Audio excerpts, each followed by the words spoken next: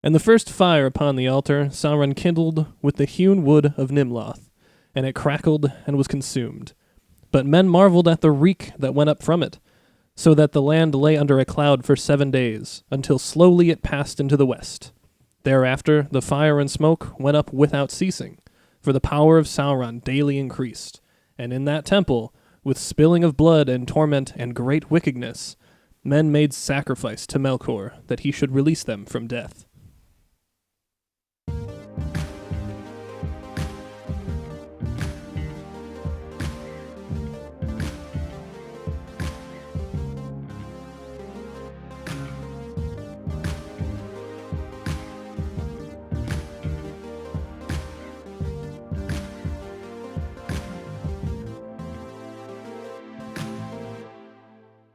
Hey there, Tolkieneers. Welcome to Season 4. I'm Danny J. And this is Joel N. And we are back today with episode 43. Yay! We missed you guys in our absence. We hope everyone had a good summer. Yeah. Today's kind of a special episode.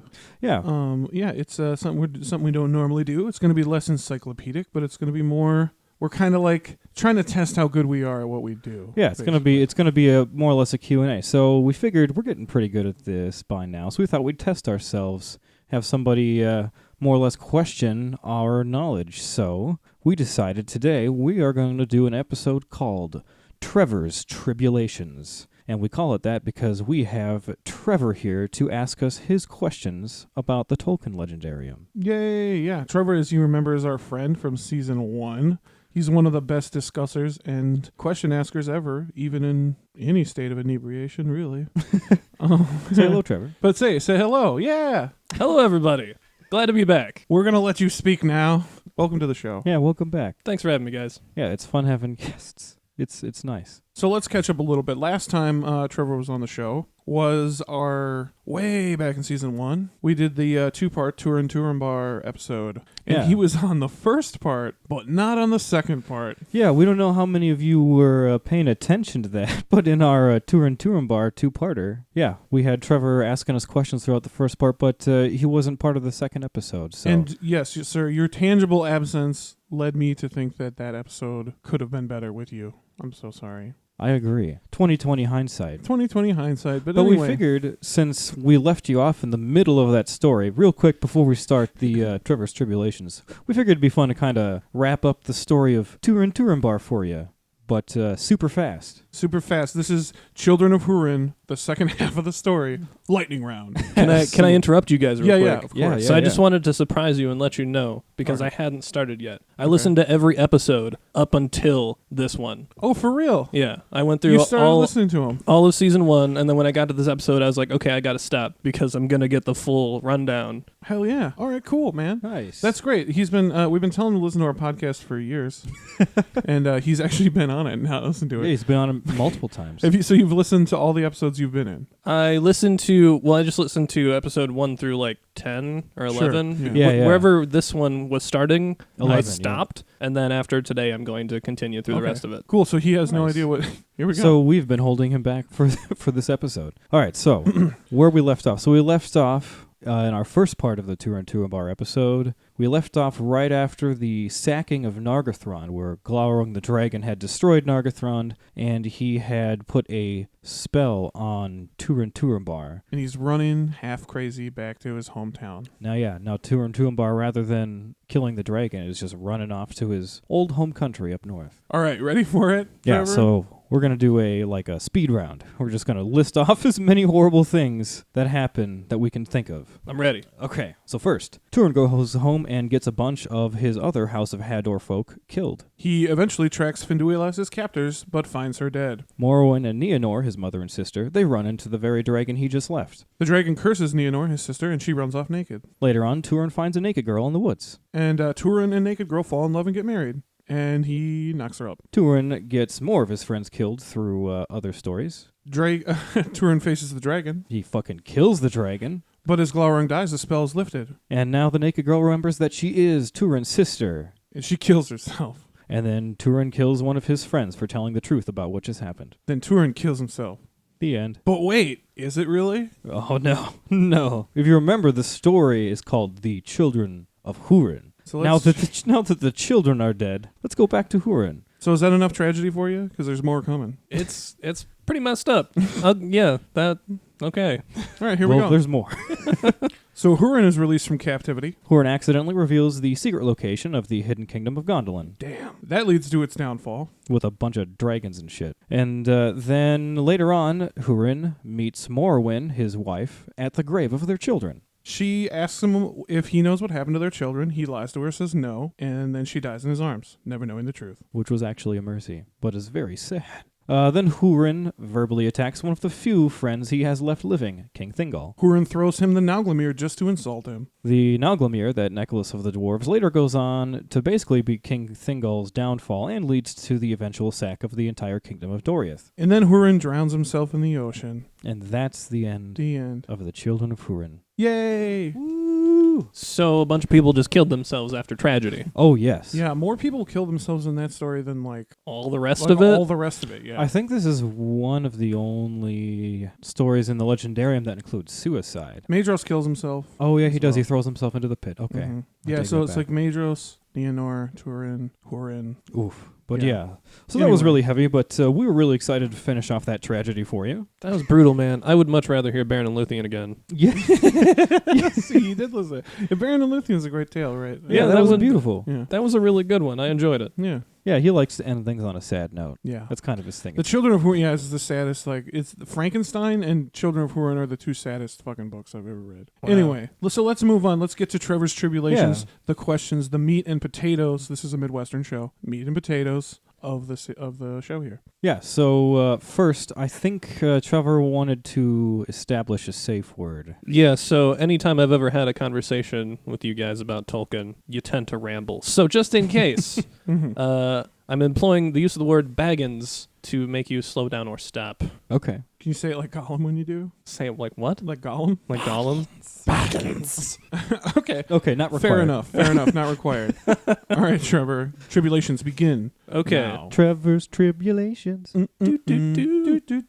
Okay, so the first thing I kind of wanted to know, I don't know why, but I want to know, so does religion exist in the Tolkien universe? And if it does, what impact does it have on the characters living in it? Okay, so this is a multi-part answer. Yeah, I don't know. So in Tolkien, they don't have many traditional religions in the Legendarium. I guess when I think of a traditional religion, I think of like a group of people, ritualistically worshipping and sacrificing to like a god or multiple gods or something, you know. So there isn't a whole lot of that explicitly in the Legendary, but there's some. Yeah, a little bit. I think if there were more, since it is Tolkien, if it were more of a thing, we would know more about it. Yeah. You know, he would have wrote about it. So I don't think they're big on like organized religion, but they do have devotions. There are deities and stuff. Yeah. So one of the examples of devotion to Iluvatar, the one god, is the Mental Tarma in Numenor. It's the highest point in the world, and it's the only known shrine to Iluvatar. Yeah, there's an actual altar there, and people go there to actually worship Iluvatar. So that's like, I guess you could say that was one of the closest things they had to a religion. Yeah. So they're worshiping the creator.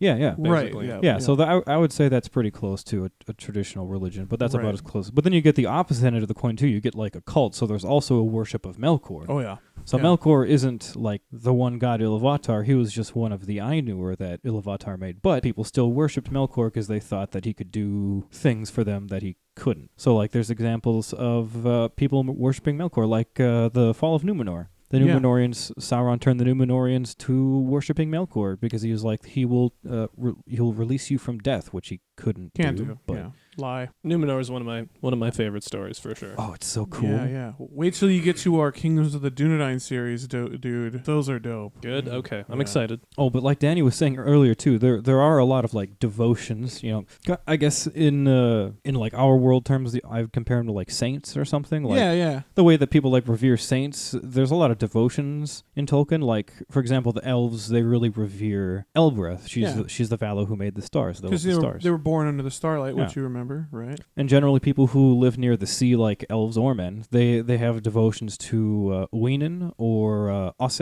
Or Ase, yeah. Yeah, the Maya of the waters. And the dwarves, man, they're all about Aule. They're all about Aule because he straight up created them. But in general, there's I'd say there's more of a paganistic theme running through the religions rather than a Christian one, which we've discussed before.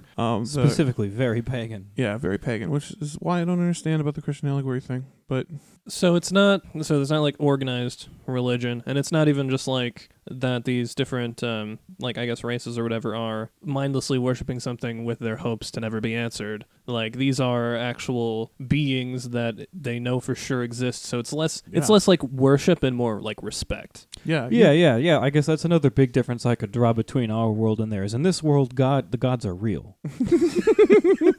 They're tangible. In this world, they are very tangible. There are some that are actually physically manifested, like on Earth. Like, You can like talk to people who've talked to them. you can talk to the Yeah. Vala. Yeah, You can talk to Galadriel. She knows them all. I know a guy who knows Iluvatar. Right? yeah, man. He talked to him on the mental tarma one time. It was fucking crazy. Fucking crazy, man.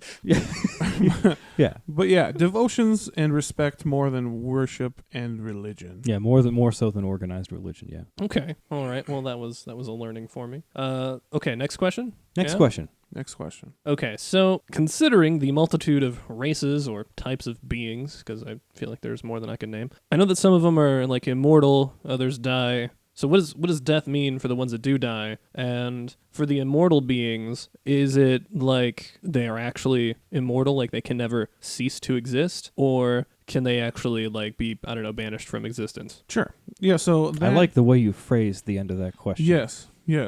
We'll get to that. So yeah, it really depends on the race. Like you said, it's per race. So let's talk about the first one being the first ones we hear about, the Ainur, the angelic ones, right? Yeah, so they're the ones that we get that are immortal. They're like spirit beings. Before the physical world was created, the god Eru created them first. So they're like angelic beings. Sure. The Maiar and the Valar, right? Yeah. Exactly, yeah. And when they descend down to Earth, they're either Maiar or Valar, which no Valar have ever been killed, but many Maiar have been slain, and they their spirits linger. What's the difference between the two then? Just mightiness, essentially. Essentially. Which came first? They all came down at the same time, but the strongest and the best of them are called the Valar. Yeah. So before the physical world was created, they were all just called Ainur. They're just bodiless spirits. Which means the angelic ones. The angelic ones. And then when the god holy ones. made the physical world, some of them decided to go into that, so they had to become physical. And then some of them became greater, had greater roles and responsibilities, and some of them were more or less like interns. Yeah, we call Maiars like their interns. They're interns. They're interns to the Valar. But so both the Maiar and the Valar were created by Iluvatar. Yeah, they're both Right. like Just spiritual, magical separately. beings. Just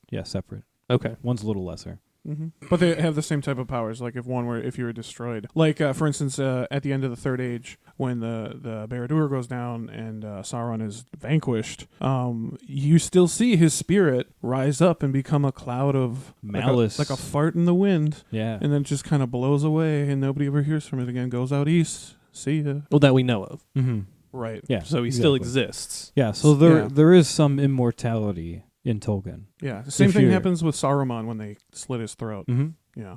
So would they just become like a ghost to roam the land? More or less. Yeah. They and sort of can't- get into that with the Barrow Downs. They say the Barrow Downs may have been something along those lines. Yeah. Yeah. The what? So in Barrow the Downs, it's in the book. in the Fellowship of the Ring, when at the very beginning, when the hobbits get like taken by like Barrow spirits, like back in the Shire, like where they're just getting out of the Shire, They get kidnapped by angry ghosts. They get kidnapped by angry ghosts, basically. Yeah, they assume that their origins could be similar to like what we're talking about. That's now. where they get their swords, though, son. Ching. Yeah. Oh, okay. Well, let's call Baggins on this and move on to elves. Alrighty.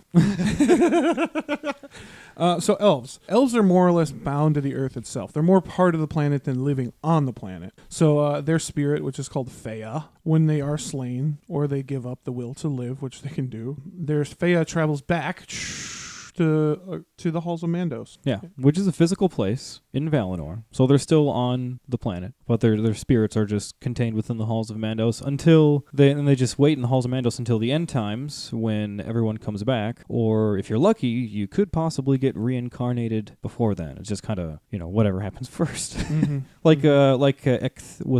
Ecthelion wasn't.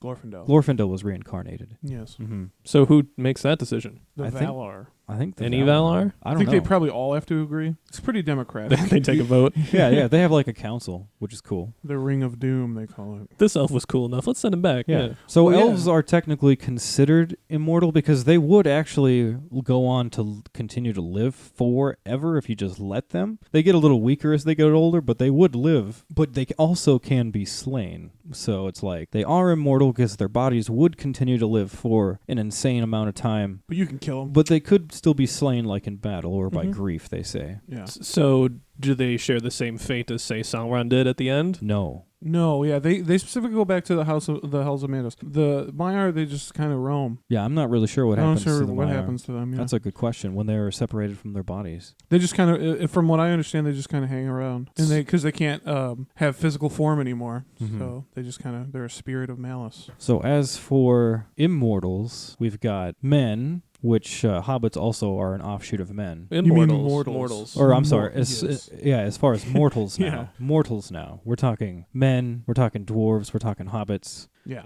So nobody knows what happens to men when they die. It's supposed to be Iluvatar's gift. So like the elves are bound to the earth. So even after they die, their souls are still stuck on earth. Mm-hmm. And one day they'll come back and they'll do more earthly bound things. They're just constantly bound to the earth. But men, when they die, their soul leaves and nobody knows. It's supposed to be a secret gift. Yeah. Nobody knows where they go or what happens, but they cease to exist. Yeah. What a gift. Yeah. The only we kind of said that they possibly might hang out in the halls of Mandos for a second, because remember that's where Baron was for like judgment or tarrying. something. Yeah. Because Baron, remember in the story of Baron and Luthien, when he died, he went to the halls of Mandos for a short while. So maybe they hang out there for a little bit and then they get sent off to God knows where. Well, he was halls, who the fuck knows? Baron was brought back to life. Yeah, he was.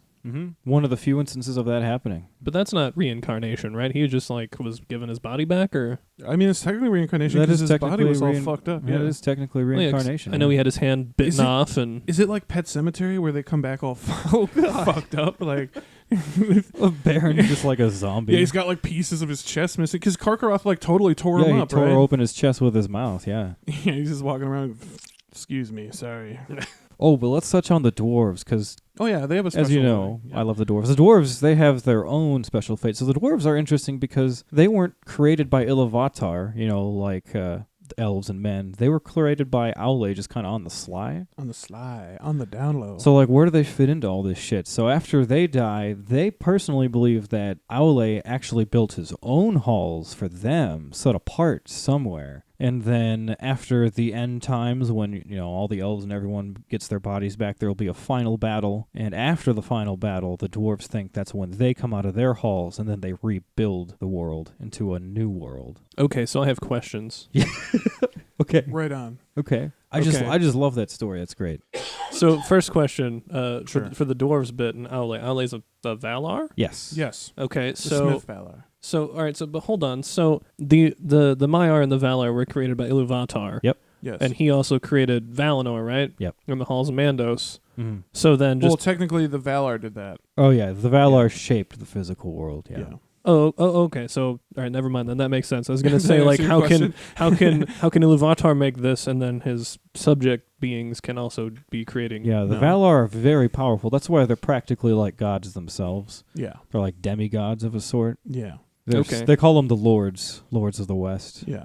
So this would kind of make dwarves kind of a cross between elves and men, then, right? Yeah, they Because were actually because they could die of old age, but when they die, they just go to these other halls. Well, exactly. They live for fucking ever. Yeah, well, not actually. So dwarves were actually a guess at what elves and men were supposed to be, because Aule the Valar, when he made them, elves and men weren't a thing yet, but they knew about them. The Valar knew that elves and men were coming eventually. but he was impatient. He I want to have people that will follow me and will learn stuff from me, and I can teach them things. So he created the dwarves, but since he's not, the one god who creates life and everything, he couldn't give the dwarves life. So he made these anatomic beings that didn't really have their own consciousness, but then he got found out. And so the one god came down and was like, why are you disobeying me and making things that you're not supposed to make? And he's like, I'm sorry. And then there's a whole, what's that story from the Bible? Abraham and Isaac. There's an Abraham and Isaac thing where he's going to strike down his dwarves just to show how sorry he is. But then at the last second, God's like, no. I stop you and I save your dwarves and I give them their own lives. It's a crazy story. Well, it's very kind of him. Mm-hmm. Yeah, you'll hear all about that in one of the best episodes Joel's ever written, the 2-part Dwarves episode. I let him do it. I let him do a Dwarves episode. Of course, Joel has a Dwarves episode. I let him do Thanks, it. guys. He's indulged me in certain episodes too, so I'm like, yeah. Like fucking that episode that nobody likes, Eldarion the Mariner. Oh, God. I love Eldarion. I do too. It's a great story, but it's a wonderful it's not story. a popular episode. It's one of the few stories you get about the culture of New World, which is cool. Go back and listen to that. It took me a long time to write that episode. Okay. Yeah. All right, guys. I think we're bagginsing up. Are we bagginsing? Well, I got one more question. Okay. Okay. So this is still with the halls thing. Okay. Because I know, all right. So I know at the end of the Lord of the Rings, because I've seen the movies and whatnot. Mhm. They all get on a boat and they're going to Valinor. Yeah. Sure. Right.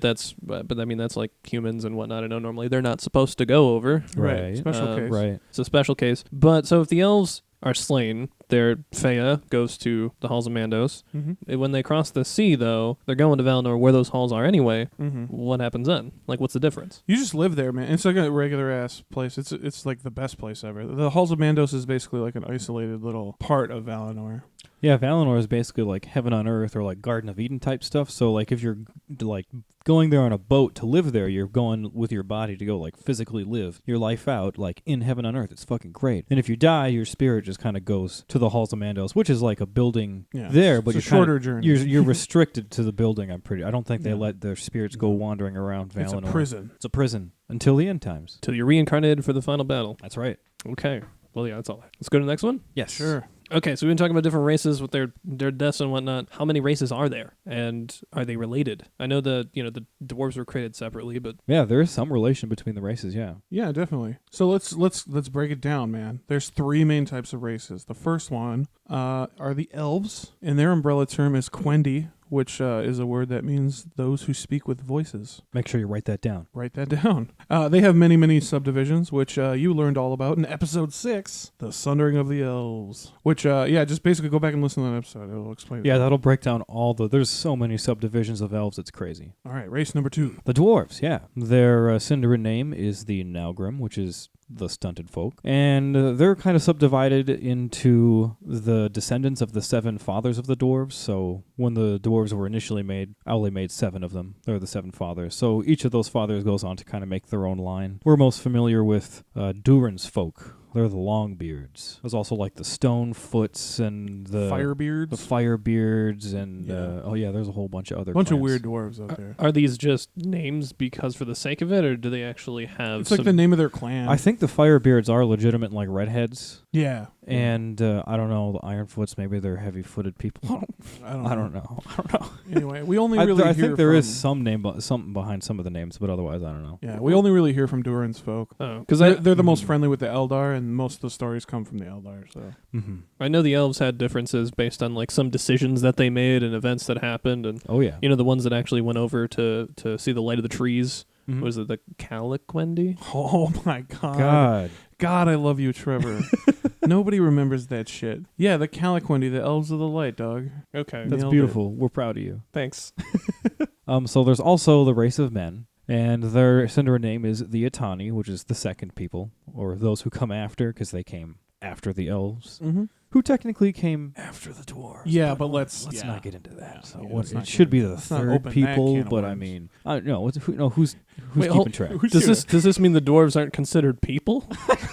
I don't know how they figure that. And not in the eyes of but Iluvatar, they're not. Technically, the dwarves came first, but the men. We're talking about men. So men are basically subdivided into the we'll see. Dane. We gotta go back. The Oh, dwarves were put to sleep, and then the elves woke up, and then the dwarves were. Remember? Yeah. So they were put to created sleep, first, but not awoken first. awoken first. Mm. They had to wait for consciousness. They I had to guess, wait. yeah. No, because Iluvatar was like, "You got to wait for my kids, or at least the firstborn. You got to Yeah, wait for the firstborn." Exactly. So he's like, so you have to put these to sleep underground places. No stealing my thunder is basically what he said. Mine shall inherit the earth first. Yeah. Exactly, yeah. All right. Exactly. Oh, but men. So men are basically subdivided into the Edain. They're kind of like the honorable men. They have 3 well-known houses that we could talk about, but we're going to kind of let that be. And then there's everyone else, basically. Mm-hmm. And I think that just more or less means middlemen, evil men. Well, mostly, so it would be, Edain would be the houses that stay faithful to the Eldar. Mm-hmm. The ones who are friendly to Eldar, and everybody else. And then, and most people are everybody else. Yeah. Yeah. Well, Edain, does that have anything to do with Dunedain? Yes. Yes. So Edain is the word for man, and Dunedain means man of the west. Dune is west. I was expecting more from that. No, it's just it's pretty simple. It is also the name of a people, the Dunedain folk. And if you want to learn more about the Dunedain and the kingdoms of men, refer back to our Kingdoms of the Dunedain 1, 2, and 3. Yeah, that's episode 22, 23, and 24. Some of the greatest episodes ever made. Yeah, we kind of break down the Edain, where they went. We don't really break down the everyone else, but No, maybe one day. maybe one day. Okay, so elves, dwarves, and men. Yeah, those are the 3 main races, and there's some subspecies that actually, I don't know, subspecies sounds like a bad word. So, I mean, I don't you know. you say main races. Is that just because they are most populated? Because they came first. Yeah. So there were other species that morphed from them. For example, So let's just get into what they are, and then people, will know what we mean by Well, yeah, subspecies. Because Melkor made like the elves and warped them into something else, right? yeah, Right. because like we got into when we were talking about the dwarves earlier, when Ali made the dwarves, he made them, but they didn't have life. Same thing, Melkor can't give life either. So he can't just create a race of people. He had to take a race of people that already exist, And fuck them up like good. elves, Yeah. and then torture them and mutate them into orcs. So he can't create life, so he takes life and he mutilates and The word that came turns up it into something else. Eugenics? The word that came up earlier was perversion. Perversion? Yeah. It's a perversion of so technically, he's the biggest pervert out there. He is a pervert. Yeah. He perverted multiple races. Like, Mhm. so orcs, they mutated from elves through torture. Trolls, they were mutations of Ents through horrible means of torture. What? Yeah. He turned tree people into Yeah. trolls? Yeah, Yes. Treebeard talks about that. Okay. Treebeard talks about everything. But Treebeard mentions that he says he's explaining how strong ants are to Pippin and Merry, and he's like, you know how strong trolls are, right? And they're like, yeah, we've fucked with these trolls before, and they're like, they're a mere counterfeit of True. ants. Yeah. Yeah. So ants are like way more powerful than trolls. Well, they get the original. They Yeah. can tear stone in half, like they did that at Isengard. Yeah, they have like the power of roots or Yeah. something. They can like grab onto any stone and like tear it apart. It's crazy. That's a strong piece of bark. yeah, they're super cool. Ants are great, man. Don't fuck with the ants. No. But yeah, he turned them into trolls. But not all of the other like subspecies Are bad. are bad. They're not all through like mutilation and mutation. For example, hobbits, they actually evolved from men. We don't know exactly how. We don't know exactly when. Hobbits say they're related to the big people, but they forgot how. Yeah, it was sometime in the Second Age when they really came around. Mhm. But they're called the younger children of Iluvatar because they say share the same fate as men.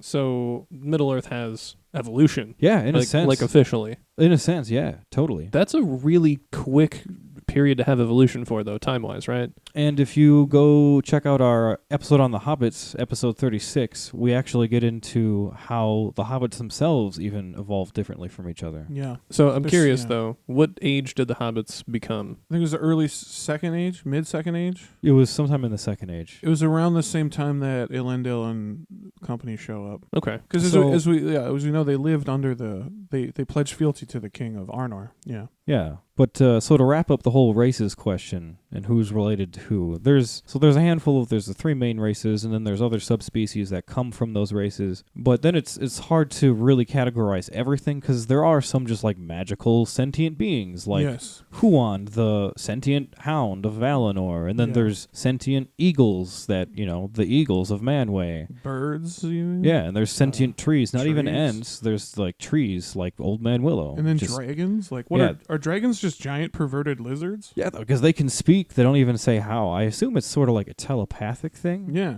But dragons are all evil, though, right? Yeah. Yeah. Oh yeah. Or neutral like Smaug.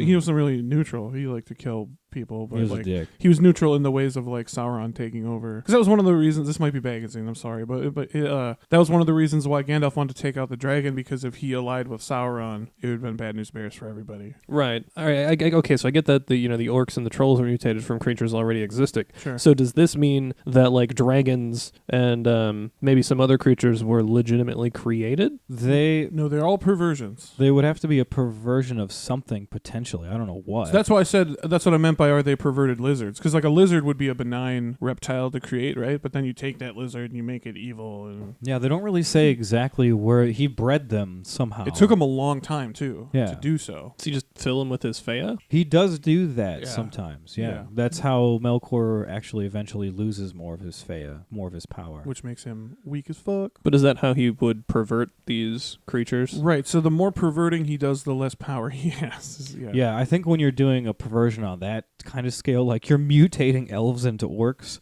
I think that would take a toll on some of his. Oh Feyre. yeah, totally. But this is just fan talking. Right? Conjecture. I can't say for sure. Okay. Fair enough. But yeah, there's also Halloween type creatures, werewolves and vampires too. Yeah, there's an insane amount of creatures. Insane amount of sentient creatures. Are there succubi? I don't know. I don't There's think not a so. whole lot of sex mentioned in the Tolkien, so I don't think succubi would be a thing. Well, you said werewolves and vampires. I figured it'd be right down that lane. I don't know. We always call them the Halloween style creatures whenever we refer to them, because it's like werewolves, vampires, fucking Babadook. Okay. Anything else you guys would like to add about these? No. We're good. Are you satisfied? Yeah, I don't have further questions. Okay, no further questions, Your No Honor. further questions. Well, about this, let's go on to the next question. Okay, sure. Yeah, Let's next go on to question. the next question. Okay. So, considering that, I feel like I've said okay so before every question. Considering that Middle Earth is an Earth-like setting, I would expect it to share some similarities to, say, our real world, right? So if the races in Middle Earth, with time given, became advanced enough to leave the planet, what would they find? And could they go into, like, another place? See, this is one of those questions. I fucking love when you ask questions like this. Because this is great. Because this is also a very complicated answer. Yeah, but I love It's a love great this question. shit. Yeah, The geography stuff is great, because that's Yeah. another thing that Tolkien loved was geography. Mm-hmm. So it would depend on what time period they left the planet, depending on what it would look like. Well, Yeah. let's go with, because time would be needed to get it sufficiently technologically advanced. Sure. Let's say, beyond the Third Age after Sauron. Okay. Okay. So yeah, you would travel up and you'd leave. You'd be in the upper atmosphere, I guess you could call it. And there would be a lot of stars and shit like that. And then you'd go further. And you'd find the timeless halls, which is where like Iluvatar and other Ainur live, right? Yeah. Wait. Timeless halls? Mm. So you leave the air and you enter a hallway? Well, I mean, there's a lot of space in between, I'm assuming, Trevor. This is like cosmic level shit. It's not like right down the street, you know what I mean? Well, Like, I'm just trying to build the picture in my mind. Yeah. Well, let's start with the general structure of the world. Like when it was created, it was literally created as like it was a flat world with a domed sky. yeah. And there yeah. wasn't really anything above that other than like some stars. So it's like a snow globe. Yeah, Or like half yeah, of one. Yeah, literally like, like half a snow globe. Yeah, like a snow globe. And so if you and that doesn't really change over time. A couple of the continents change, the geography changes, but then at one point the world actually does go from flat to round. That is a significant event in the Second Age. That sounds like it would have been quite destructive. Yeah, that was the doing Yeah. of Iluvatar himself. That was when the Númenóreans pissed him off. He was finally like, nope, sinks Númenor, makes the world round so that you can't get to Valinor anymore. You just circle back around to get back to Middle Earth. Valinor was like taken away and put along the straight path or something The like straight that. road. The straight yeah. road. Only elves and people who know it can sail the straight road to get to Valinor. Otherwise, you just circle the globe. Yeah. Wait, that's weird. Yeah, That's isn't weird. that nuts? Yeah, it's weird. Isn't that nuts? Very weird. So is it like they go through a portal to get to Valinor now? More or less, yeah, I guess. Yeah. Or something like it? Okay. So yeah, there's like if you left the atmosphere, I imagine you'd just get to stars. Stars, and, yeah. And then the timeless halls, because And then- that's out there. Then you have the Door of Night, which is guarding Ea from the Void. Ea being the universe from the Void, right? What void? The Void would be nothingness. Yeah, just absolute nothingness, like empty space. Oh, so the void is space. But More or yeah. less, you could think yeah, about it yeah, that way. Yeah. Yeah. But who's out there? Melkor. Melkor is out there. And you know who's up there also? You get to talk to a pretty cool guy named Earendil. Is the hold on? There's is that the elf dude? He's the elf. He's elf like man. he's like the king of elves or the original king of elves. No. Who am I thinking of? I'm thinking of Finwë. I might be thinking of Finwë, but maybe Yeah. in the wrong context. Yeah.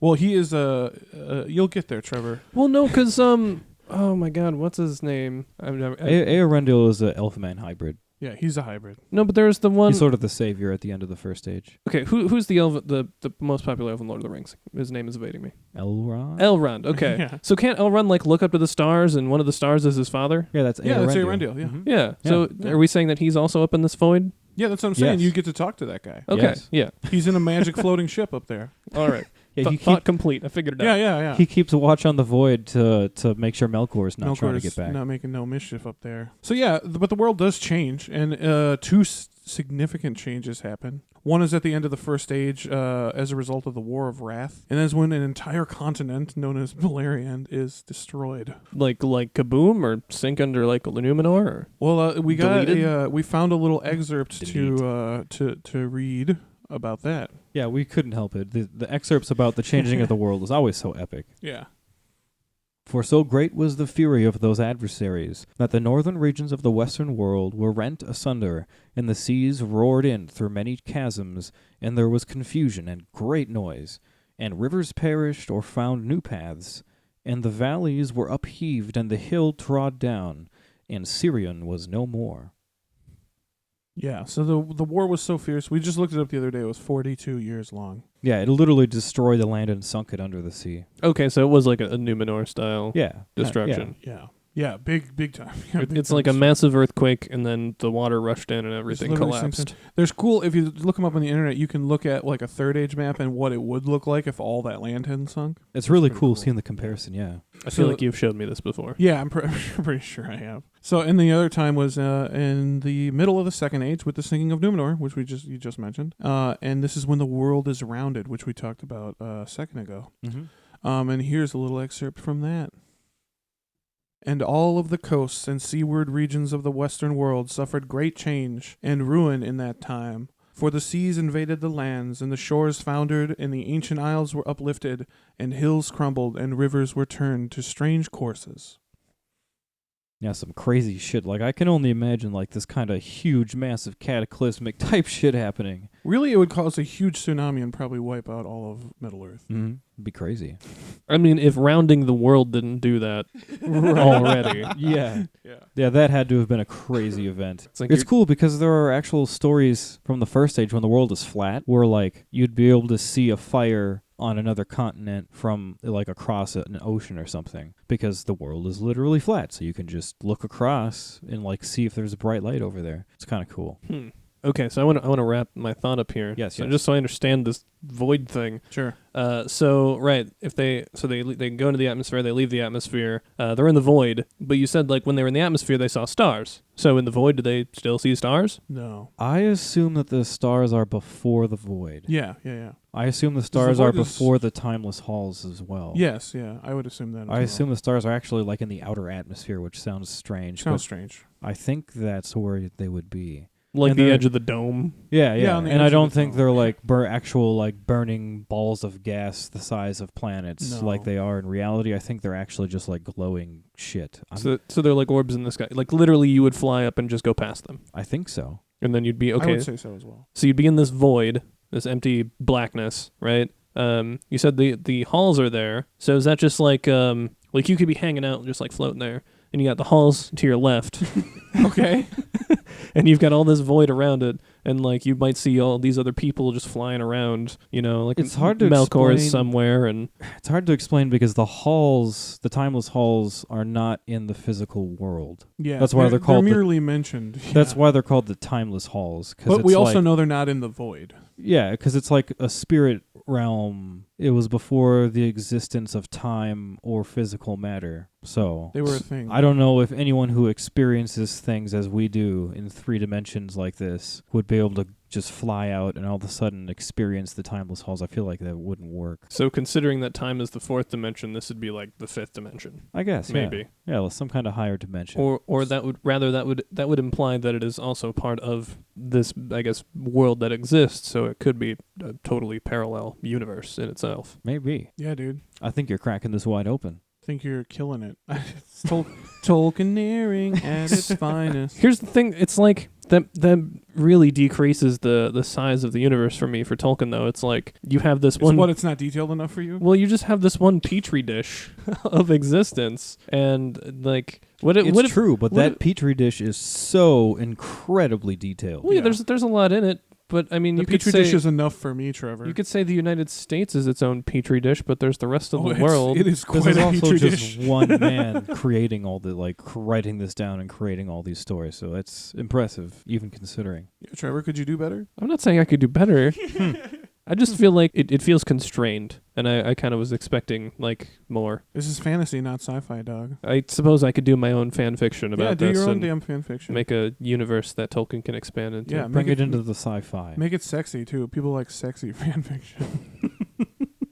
Alrighty, next question? Yeah, let's move on. Right on. Okay, so considering that Lord of the Rings is pretty low magic for fantasy. There's not just wizards throwing fireballs and shit everywhere. And I guess maybe this will compared to the early Tolkien, there was probably lots of magic because everything was being created. How does magic actually play a role in the story? What does it do? What's its purpose? Okay. And why don't we see more of it in the Lord of the Rings? So it's kind of a simple answer, but kind of not. So I would call it two different. So there's two different types of. So you're talking about magic use in general, and then let's talk about personal use of magic, right? So like we were talking about earlier, Melkor uses his Feyre to corrupt things, right? Regular ass people do that too. Regular ass magicians do that as well. You mean a human could do that? Man? I guess there is examples of black magic going on, but no real sorcerers among humans. Well, if Melkor's using his Feyre, I'm under the impression that men can't do that. I'm kind of under that impression too, but it's not clearly stated. So I'm under the impression Okay, what's your impression? that not all magic requires the use of Feyre. Okay. It seems like any time when it's mentioned that Feyre is used, when Melkor is creating things, he's constantly sending his Feyre into other living creatures or something to give them power and stuff like that. That makes sense to me. So he gradually becomes weaker as he's constantly using his Feyre to strengthen his armies and stuff. But then there's other instances of people just doing random deceitful spells. Elves will do the concealment spells so that they look like orcs or something for a while, and that doesn't seem like that uses up their Feyre. I think it does. It's just not very much. Or the Sauron. It's like an Erisian. It's an Erisian, right? What D&D? Remember the daily spells that you can use over and over again? Yeah. It's an Erisian. Okay, all right. I could get with that. Could you get with that? I think I could get behind that. You're comparing what sounds like creation magic versus manipulation, though. So yeah, in Skyrim terms, it would be illusion versus what would creation magic be? Conjuration. I suppose conjuring. Yeah. But yeah, I think that's definitely getting right at what I'm talking about. But yeah, so there are some examples of people actually losing the ability to use some magic because they're putting so much of their spirit out. Eventually, eventually Sauron can't change form anymore. He's stuck in his Dark Lord form. Stuck in his Dark Lord form. I think the same thing happens to Melkor. Mm-hmm. After a while too, and also Yavanna couldn't recreate the trees because she used so much of her power. She could not do that again. Yeah. There was those instances where even the immortals admit that there's some things that people can only create once. Right, the trees and the Silmarils. Silmarils, yeah. Who knows? Maybe Feanor used his Feyre to create the Silmarils. That's true. He had a shit ton of Feyre. He had an overabundance. But in relation to so the question you asked about specifically in the Lord of the Rings story is pretty low magic. The simple answer actually is what I think we were talking about earlier. You asked a friend of ours her opinion on that. Yeah, our friend Olga, who runs the Middle Earth Reflections blog, and follow her on Twitter @MelodyMuse. She's really cool. Russian gal, speaks 100% great English, beautiful English, and so I asked her about this, and she said pretty much it's because there's less practitioners of magic around. Because the age in the story swings from the ages of the immortal into the ages of men. So in the third age, we find ourselves in the age of men. So there's not that many elves around, and they're not doing shit. Not many magic practitioners. Yeah. So we do see magic, Galadriel does magic, Gandalf does magic, but it's not fucking everybody in the first age. Oh no, they have poem battles too. Yeah, sing-song battles. Sing-song battles. Yeah, there's a lot more fantasy fairy tale stuff earlier on when there's more elves and more magic. Speaking of which, Olga did an amazing thing about blog post about the power of song in Tolkien. You should check it out. It's very good. That is also that's another one of her posts that we've referenced in the past. It's really cool. So could men practice magic if taught by elves? I think so, because I think they mentioned some necromancers here. Yeah, and there's necromancers and there's like black magic cults. So yeah, they can do some magic. So where do they get the, I guess, like the fuel to perform magic from? I would assume that would probably come from their own Feyre, right? Yeah, maybe you just unless they're like away. summoning the power from somewhere else, but I don't know how that would work. I guess in Tolkien. Would it not be limited though? Like they could only practice it for so long before they are out, or does your Feyre like restore itself? No, it does not. It's you're installed with it. Yeah, so your Feyre, yeah, that you're set. more or less begin with it, and it's a set thing. And as you give it out, it doesn't like regenerate or anything. That's why people lost their ability, like Sauron and Melkor lost their ability to take different forms because they were losing power. Okay, and they can't get that back. So on that note, then we could assume that men could easily use magic in the form of an artifact, say the One Ring. Ah, yes. Oh yeah, if the magic is drawn from somebody else's Feyre or like a magic item, yeah, definitely. Absolutely. Yeah, for sure. So, yeah. Aragorn's sword glows with the sun and the moon, like it's a magic fucking blade. Okay. Even that magic would most likely be consumed over time, though, when performing it. The magic that's like in a physical item? Well, yeah, like, because it seems to not I feel like diminish. that would just be. I feel like that would just be directly associated with the durability of the item. Like if the item broke, maybe the magic spell would go away. But I feel like that's not. Oh, like, and yeah, Narsil. I don't feel like it's a when it video broke, yeah. game. I feel like it wouldn't be a video game where you'd have to constantly be like recharging your with soul gems, enchanted weapon or whatever. Yeah. Well, yeah, not like recharging, but like, because the One Ring makes hobbits invisible. Makes anyone invisible. Hobbits and men, yeah. Makes men invisible. So if somebody just wore it, Mhm. it gave them unnaturally long life for a long ass time, Yeah. would it eventually like wear off? Do you think? What do you mean?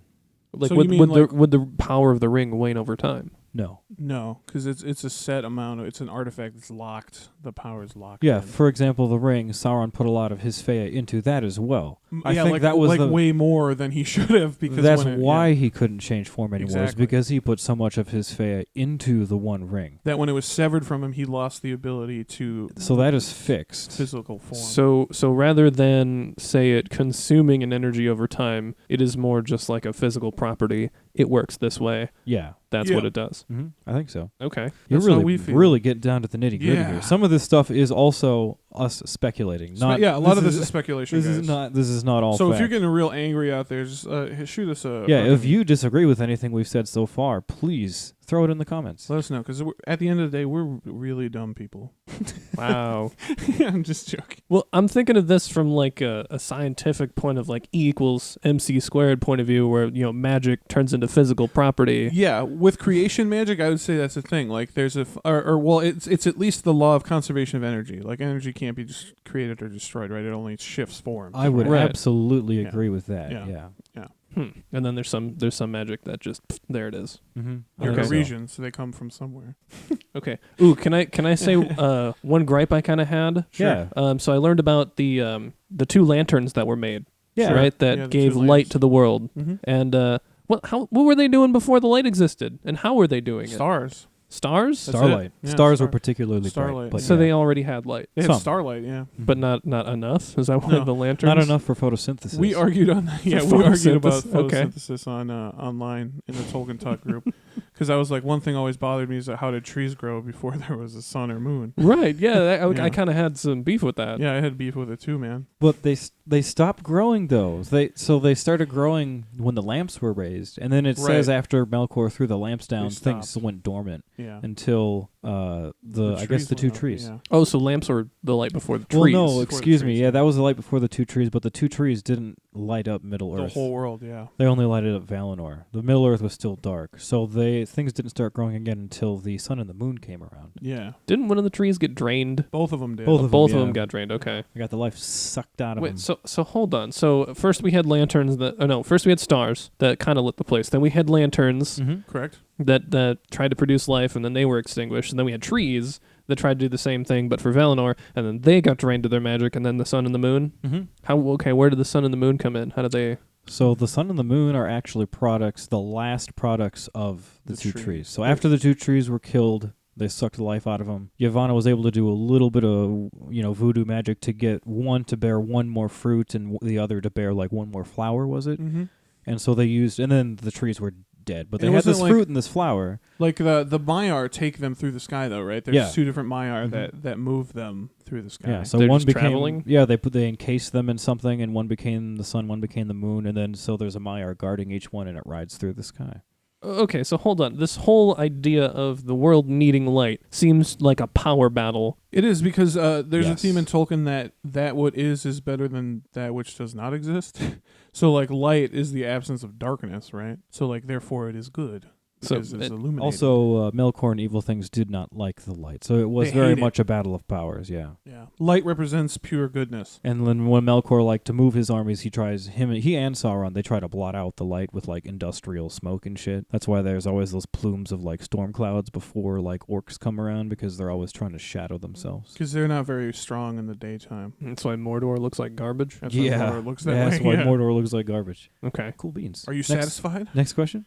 Yeah, we got pretty detailed there. Yeah. Maybe Baggins a little, but it's fine. Ooh, I do have one thing. Okay. So the Silmarils were created. There's 3 of them, right? Mhm. 3, yeah. Okay. What purpose did they serve? They were Exactly. beautiful. We actually got this question from Claire. Well, Claire what asked did like she what ask? the point of them was ultimately. Well, did she more ask that wouldn't it have been better if they didn't exist at all? Right. Yeah. Yeah. And I said Because like what were they worth? What were they doing? They didn't really do much of anything And other than be beautiful. yeah, my thing was that creation of beautiful things is worth it on its own merit. You don't have to have a reason. Why do we create art? Humans just do it because we do it. Well- Why are we doing this podcast? Because nobody would listen to us in our real lives. Well, the Silmarils weren't like totally without merit. They burned evil. It's Sure. true. I know they that had, part. They had some properties they would light yeah, up, they and they would also like absorb the light of other things and give it out brighter and brighter hues of colors. Yeah. But they didn't really serve like a greater purpose, right? Because I well, know they had some sort of power to them, because when Karkaroth ate them, he became enraged and became this horrible, unstoppable monster because of the power of the Silmarils. it was burning him from the inside. Well, It I was think burning him from more, the inside, more, but- more bloodlust, yeah. Bloodlust, but it made it sound like he got some of the power from the Silmarils. So like some of his Oh. rage was leached off of the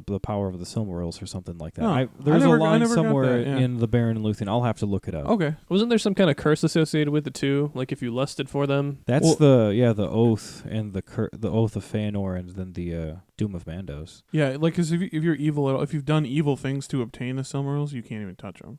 Well, if you do bad things. They'll burn you. Yeah. Okay. Yeah, no, I was just curious because they seem like they're all like, everybody wants them. They're super great. Yeah. And It's like the Maltese Falcon. Have you ever seen that movie? no. It's everybody just wants the goddamn Falcon, and there's no real reason. I mean, it's made out of solid gold, but like people kill for it, and it's just like this object that exists for people to fight over it, basically. Well, and Morgoth at one point had all 3 of the Silmarils, right? Sure. Like, Yeah, in for a crown. for a good while, for most of the first age, the entirety of the first age, actually.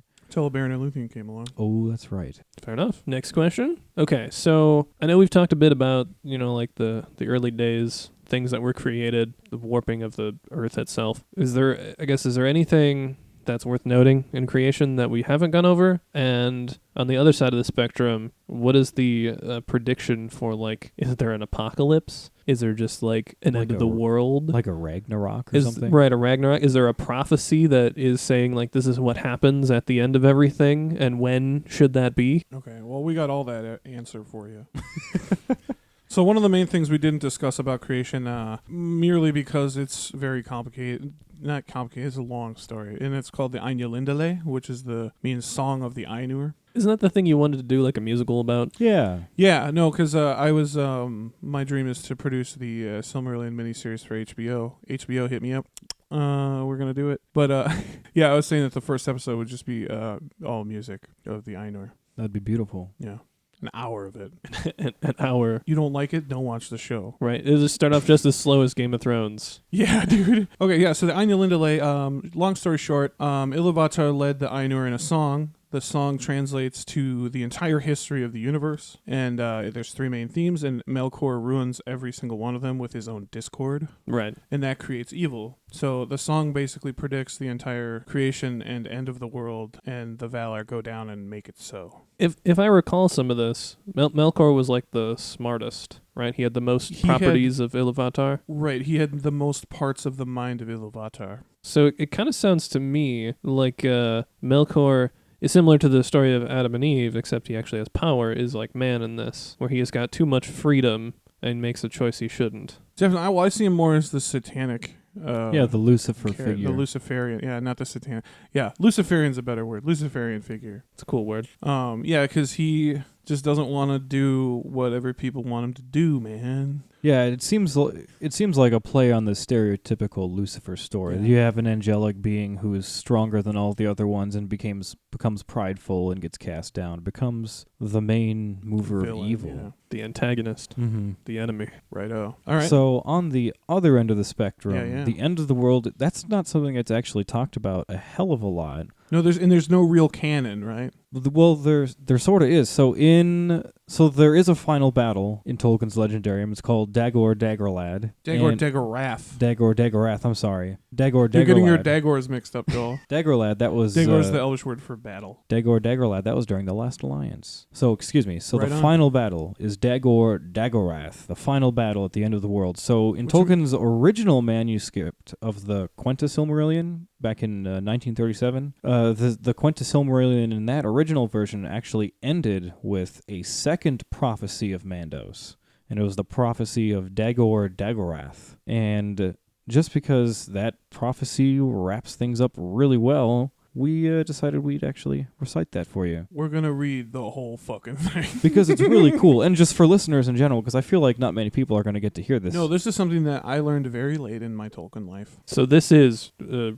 equivalent of Ragnarok. Yeah, so Yeah. this is Mandos' second prophecy where he prophesizes the end of the world. Thus spoke Mandos in prophecy, when the Valar sat in judgment in Valinor, and the rumor of his word was whispered among all of the elves of the west. When the world is old, and the powers have grown weary, Morgoth, the black foe of the world, seeing that the guard sleepeth, shall come back through the door of the night, out of the timeless void.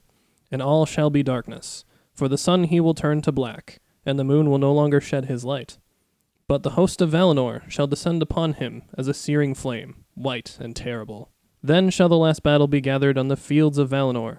In that day, Tulkas shall strive with Morgoth, and on his right hand shall be Eonwë, and on his left Turin Turambar, son of Húrin, returning from the doom of men at the ending of the world, and the black sword of Turin shall deal unto Morgoth his death and final end. And so shall the children of Húrin, and all the fallen men be avenged. Thereafter shall the earth be broken and remade, and the Silmarils shall be recovered out of air and earth and sea, for Feanor shall surrender them willingly. Yavanna will rekindle the two trees, and a great light shall come forth, and the mountains of Valinor shall be leveled, so that the light shall go out over all the world. In that light the Valar will grow young again, and the elves awake, and all their dead arise, and the purpose of Iluvatar be fulfilled concerning them. But of men in that day the prophecy of Mandos doth not speak, and no man it names, save Turin only, and to him a place is given among the sons of the Valar. Wow. That was a hell of a prophecy. It just says there's like a big battle. Like Morgoth comes back and they fight. Don't quote me on this. I think Dagorath means battle of all battles. Like war to end all wars. Battle of battles. Yeah, battle of all battles or something. Yeah, like war to end all wars kind of deal. Gotcha. So, but they have a man deal the final blow to Morgoth. Right. But hold on, going back, that says his death and final end. So this implies that a Valar can be wrecked out of existence. At least put out a commission for good, yeah. Well, it says final end though, like you couldn't be ended more so. I guess it doesn't explicitly say he ceases to exist, but it feels implied. Yeah. I mean, he's destroyed. I don't know, man. But yeah, that's the second prophecy of Mandos. And so yeah, Morgoth is gonna come back in, break the door of night, blacken the sun and moon. What is the door of night? Door of night is the basically the door from The barrier into the void. into the void. Yeah. Oh, so he's stuck on the other side of the door. So Eärendil must fall asleep or something. How the Yeah. fuck does that dude get back in? But eventually Eärendil will also return from the sky, and he's going to meet Tulkas Manwë, Eonwë, Turin, and they're all going to fucking have a crazy fight with Melkor. Yeah. Like you said, Turin's going to do the final blow with Gurthang. It's going to be crazy. Through Melkor's heart? Yeah, right through his heart. Didn't know that Valar had hearts. When they're Yeah, in they have physical form, bodies. Yeah. Mhm. I assume they have organs and guts. They function. Next question, please. So then, next question, we'll go back to, some of the things everybody knows about Lord of the Rings. The familiar stuff. Some familiar stuff. Yeah. So they make this journey all the way to Mordor to throw the ring in a volcano. Right. Because, This is the plot, yes. yeah, that it takes a really long time and it seems just unnecessary. It's quite a hassle. Why couldn't they have just had like a dragon melt it or put it somewhere else hot? Good question. And to answer this question, we just took a fucking part of the book and we're going to read it to you. I guess all the answers are in the text, huh? Yeah, it's it's from the chapter in the Fellowship of the Ring called Shadow of the Past, which is one of the best exposition chapters in any book ever written, and it's when you learn everything about the ring. And this is also, this exact passage is also why I got so excited when you specifically asked if the ring could be destroyed by Dragon's fire. Because they actually directly address that. Yes, they do. So yeah, we're going to read a quick excerpt for you. It's really cool. This is Gandalf talking to Frodo. Your small fire, of course, would not melt even ordinary gold. The ring has already passed through it unscathed and even unheated, but there is no smith's forge in the Shire that could change it at all. Not even the anvils and furnaces of the dwarves could do that. It has been said that dragon fire could melt and consume the rings of power, but there is not now any dragon left on earth in which the old fire is hot enough, nor was there ever any dragon, not even Ancalagan the Black, who could have harmed the One Ring, the ruling ring, for that was made by Sauron himself. There is only one way, to find the cracks of doom in the depths of Orodruin, the Fire Mountain, and cast the ring there, if you really wish to destroy it, to put it beyond the grasp of the enemy forever. Bam. Bam! Right out of Gandalf's mouth. So it's basically saying that Dragonfire there's no possible way. Mm-hmm. Not for the One Ring. Not But for you the know one how ring. there were the other magical rings made around the same time? Like Some of them were said to be destroyed. 3 for right? the elves, 7 for the dwarf lords, 9 for men. Right, Mhm. So it said that those ones could be destroyed by Dragonfire. Yeah. but not the One Ring. But not the One Not Ring. sir, the Not, One yeah, Ring. not even Ancalagan the Black, the biggest damn dragon that ever lived. When he fell to the ground, he took down 3 mountain peaks. He was a colossal sized dragon. Huge. Not even he could melt the One Ring. Okay. This also, I feel like it's implying that because it says there's not now any dragon left on Earth. I think that means there's not now any dragon left on Earth hot enough to destroy any of the other rings of power if they were still around. Well, but I'm more so saying, there's specifically saying a dragon left on Earth. Could there be dragons somewhere else? Oh yeah, there are.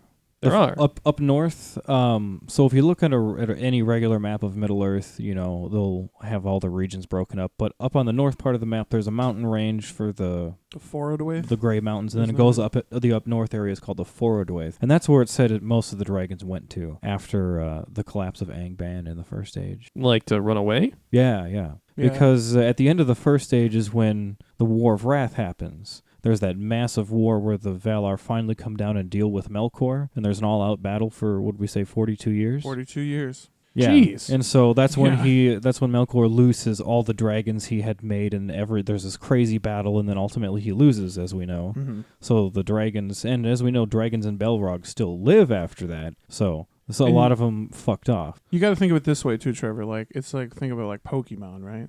A very powerful Pokemon has to be controlled by a very powerful trainer, and there hasn't been a trainer since Melkor powerful enough to control all the dragons. Okay. So That's true. Pokemon reference, yeah. And that was actually a valid concern of Gandalf during the Hobbit stuff. is that because He thought, Sauron could potentially control Smaug? team Yeah, or up at or least team up control with him, something like that. That was his main concern. So that was actually why Gandalf was so gung ho to do this. Let's go get Smaug thing, because he was like, we know that there's some shit going on with Sauron right now. Gandalf don't care about the treasure. And he doesn't give a shit about the gold. Hell no. He's just like, we really don't want this dragon and Sauron teaming up, because that would literally be like the end. That's devastation. So let's kill it or get rid of it somehow. So then, I guess to answer my question, when they're referencing left on Earth, we're just talking Middle Earth. Yeah. Usually that's what they refer. Yeah, so they're including like the Forodwaith up north, where there is supposedly a lot more dragons up there. It's not a very inhabited land. It's just like mountains and shit. Oh, so all the dragons up there just suck. Like they couldn't burn any of the rings. Not anymore. Yeah, that's what Gandalf's saying at least. Apparently. Okay. Yeah.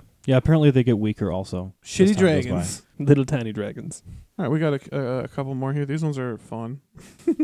Okay. What was Sauron doing while Bilbo had the One Ring? So Sauron, Well, let's first look at when Bilbo had the ring. Right. during The Hobbit. So he had it from somewhere in the middle of The Hobbit, the quest for Erebor stuff, when he got it from Gollum, all the way through to the beginning of The Lord of the Rings. Can I Right. rephrase a little bit? Sure. Yeah. So because Bilbo had the ring, and Bilbo lived to 111. Yep. And Well, he lived way older. well, he lived 131. older, but he was 111 when he gave up the ring. Yeah, he was 111 when he gave up the ring. So that's just we have like a century, not even that we're working with. But Gollum had the ring for a far longer amount of time. Yeah. He did. Yeah, he had it Yeah, for way like longer. hundreds So of years or something. Can we start with what Sauron was doing from the time Gollum got the ring Sure. to the Lord of the Rings? Yeah. So what was Sauron doing this whole time while the ring was just like out, fucking lost places? Yeah. So he's still a fart in the wind. So he's looking for the ring for a while as the fart in the wind. Doesn't really come up with it. Now, what do you mean by a fart in the wind? Like the diminished valor or the diminished Maiar spirit. Yeah. So like we mentioned earlier, he put so much of his Feyre into the ring. When he made it, he could, for instance, no longer change his physical shape. Before, he had the ability to like morph into like different forms, a fair form. That was a after the pleasing destruction of Numenor. He lost. form. that Oh, was it power. the destruction of Numenor? Oh, excuse me. Yeah. Oh, Because he was still fair form in Numenor, and then the island got taken down. Then he couldn't do it gotcha. anymore. Yeah. So then he lost the ability to take physical form after his hand was cut off For a while. His one Yes. finger, yes. for a while. Yes. I guess how would he get it back? I don't know. Slowly over time, he was just building up his strength. I guess I'm not quite sure. They don't how that really, works. they don't really ever. They just say explicitly over time explain. he builds up his strength and starts to regain his physical form, and that's when they start hearing about the necromancer in Mirkwood, in Southern Mirkwood. in Southern Mirkwood, in Dol Guldur. That's actually Sauron as his spirit is regaining strength. So he's regaining strength. Mm-hmm. So is he doing this all by himself? Well, I think he's rounding up some of his He's old rounding buddies. up his old buddies. Yeah. So he's like rounding up the ring wraiths again. That's what he's using his main power to is get his forces back together. So Like Mouth of Sauron, that guy comes back. Fucking the ring wraiths eventually come back. Mm-hmm. could we potentially say that then Sauron, lost as a ton of power, but him regaining his power, could that be through third parties? Kind of see. I don't know. Like, I mean, at least they help him build his organization.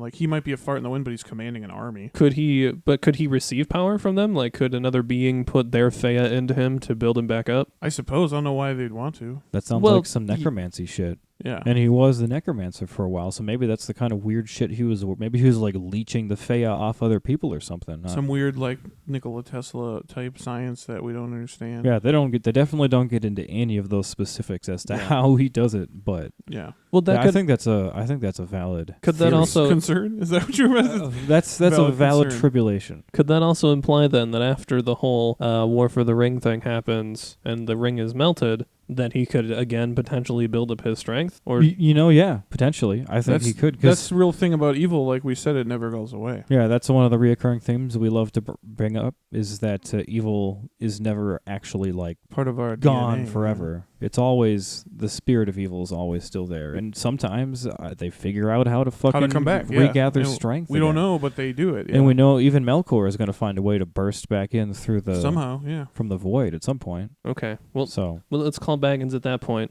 and, Okay. And continue with what he was doing. So yeah, he's gathering. that's all he's doing. That's pretty much all he's doing. And then the White Council, who you might have saw in the Hobbit travesty, trilogy, they kick him out. So like Elrond and Galadriel and Gandalf all whoop ass and kick him out. Yeah, they kick him out of Mirkwood. Then he goes back to Mordor. Yeah, where he goes straight. He was prepared to do that. Yeah, he just went he had straight to he had a Mordor. bug out bag. Like he was ready to go. And then from then on, it's Lord of the Rings stuff. He just gathers himself in Mordor. He rebuilds Barad-dûr, and it's all fire and brimstone. And So I guess for the Lord of the Rings part, then he's really just an idea commanding an army. yes, Yeah, which is why we originally didn't cover him in or the Lord of the Rings part of him in our Sauron episode way back. way back in season 1. Yeah, Because he wasn't quite a character really even in the Lord of the Rings. yeah, he was almost more of like a symbol or a force of evil, force of nature. Yeah. force of nature. Yeah, because like he in the Silmarillion he talks and like does shit. Yeah, he has like, a character like yeah. he does like werewolf shit, Yeah, and, he like does all fights dogs and Yeah, things. But all kinds of wild shit. But yeah, now all he is like the commander of all the evil shit that's going on. There's no like dialogue. He doesn't like speak. There's no speaking parts with Sauron. Or he's just an eye staring at stuff. They describe the effects of speaking with him. Yeah, but on the mouth I don't of think. Sauron. Yeah, I don't think we ever get direct dialogue with Sauron. Yeah, allegedly the only guy that speaks to him is the mouth of Sauron. Who is the mouth of Sauron? I think he's a black Numenorian. Supposed to be a black Numenorian, yeah. Oh, right. That's one of the ones he corrupted. Yep. One of the assholes. All right. Should we move on to the next one? Yeah, Yes. yeah. Okay. So this one I thought was real interesting. Mm-hmm. So I know that just in what I've read, and they did this in The Hobbit, the movies, they actually sang a couple of songs. A lot of Disney movies sing songs, right? Do you think that that Disney could have made their own Tolkien universe? So here's the thing. This is a fun question. Saving the to best answer. for last. So yeah, best question for last. John Tolkien hated the shit out of Disney, and there's actually multiple sources from this. So the Snow White and the Seven Dwarfs came out the year that The Hobbit came out, 1937. Right? It was the year Hobbit came out, right? 1937. I think it was 36 for The Hobbit. Okay, but it was anyway, right around the same. Right time. around the same time. And him and C.S. Lewis went to see it together, and there's actually letters of them writing shit back and forth about how much they hated the movie. But we have a couple quotes from a letter written in 1964 in which he discusses Disney a little bit, and we're going to read some quotes from there. I love these. I recognize his talent, but it has always seemed to me hopelessly corrupted. Though in most of the pictures proceeding from his studios there are admirable or charming passages, the effect of all of them is to me disgusting. Some have given me nausea.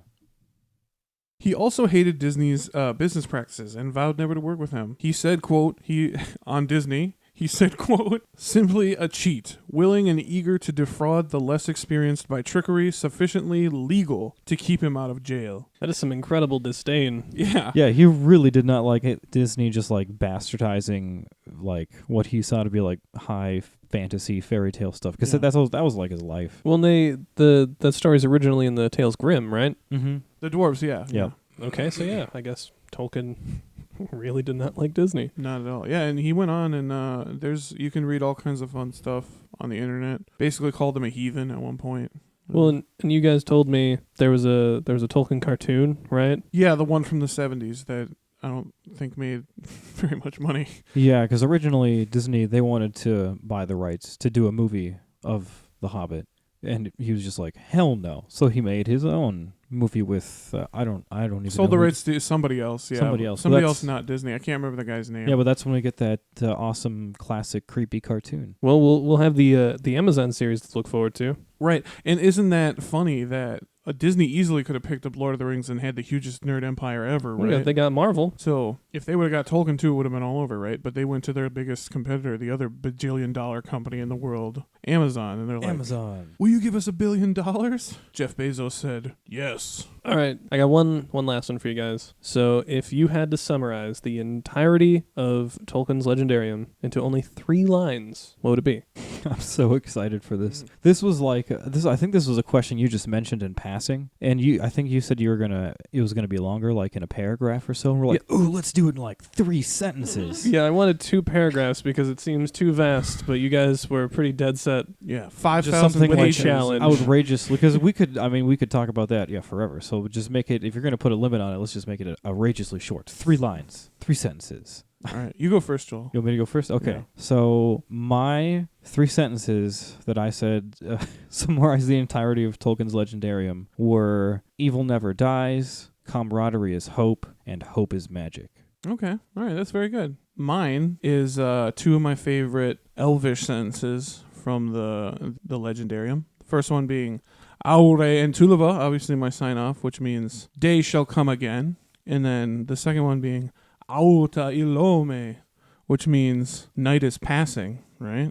And the third one is friendship is magic, similar to Joel. Yeah, maybe you could probably call that a ripoff. Yeah. Like I Friendship totally is ripped off the magic. friendship is magic with hope is magic. I'm sorry. It's fine. I mean, it's cool. Friendship is magic. That's all I'm saying. It is. So it sounds to me like evil is ever present, but if you stick together, we will get through it. Well, the night will pass and it will get through. Yes, night will pass. Mm-hmm. Yeah, totally. It's great. All right, guys. I think that's where we're going to leave you. Day shall come again.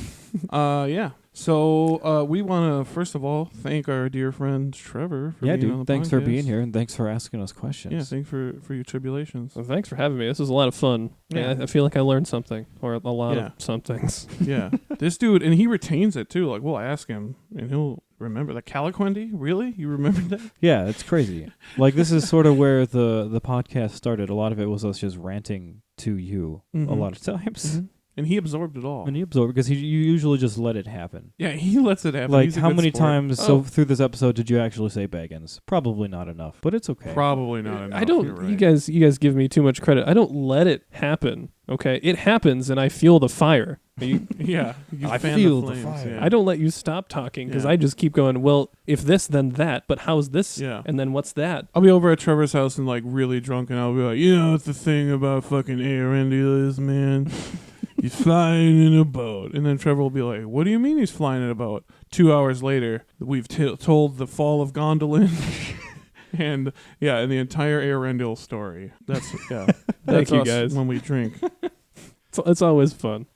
Well, thanks, guys. Thanks for tuning in today for Trevor's Tribulations. Let us know how you liked it, and let us know if you have your own opinions on any of these questions, or if you think you disagree with something we said. Hit us up. Yeah, follow us at KOT Podcast on Twitter. You can follow me at Danny JAYKOT. Joel's not on Twitter. Not yet. I don't know why. I ask him nearly every day to get on Twitter, but it's fine. I'm sure one day he will. Also follow us on Facebook, facebook.com/official Keep On Tolkien. Yeah, and also be sure to join the KOT talking group that we have on there. We share a lot of fun, Tolkien related stuff, some funny stories, and It's really a lot funny. of cool conversation as well. And we're doing it'll still be going on, the Silmarillion read along. Yep. Yeah, We're- we've got a Silmarillion read along that we're actively doing on there right now as well. Yeah, so join that group and follow along with us. And also follow us on Instagram. We do have an Instagram that's more popular than we thought it was. But that's at Keep On Tolkien Podcast. Yeah, and as always, make sure you subscribe to SoundCloud or iTunes or wherever you get your podcasts. It's usually www.thatsite.com/keepontolkien. Yeah, stay up to date on new episodes, and please give us a rate and review if you like us. If you don't, just don't do anything. And a big thank you to all of our patrons on Patreon. Hell yeah, you guys are heroes. Yeah, you guys are the ones that save us. A big thank you. And if anyone else is curious about the Patreon, go and check it out. You can find it at patreon.com/KOT podcast. And what the Patreon does is it helps us financially. So KOT is a 100% DIY podcast, and it's still coming out of our pocket. We don't make anything off of it. But through the Patreon, listeners can donate to us and help us fund the cost for recording and editing everything. Yeah, and it just helps us bring the same content at the same quality that you guys like. And subscribing can also unlock to some super cool exclusive content, which we've been derelict on. I apologize. We're going to try to start doing more, but just bear with us as we, get our stuff is still growing. And when we do those, we are almost always fucked up, and they're always not safe for work. Yeah, so just a heads up if you're checking out the Patreon content. Yeah, don't do it at work. All right, but as always, guys, I am Joel N. And I'm Danny J. And this is Trevor D. And we are collectively Keep On Tolkien. Tolkien. Aure in Tulava.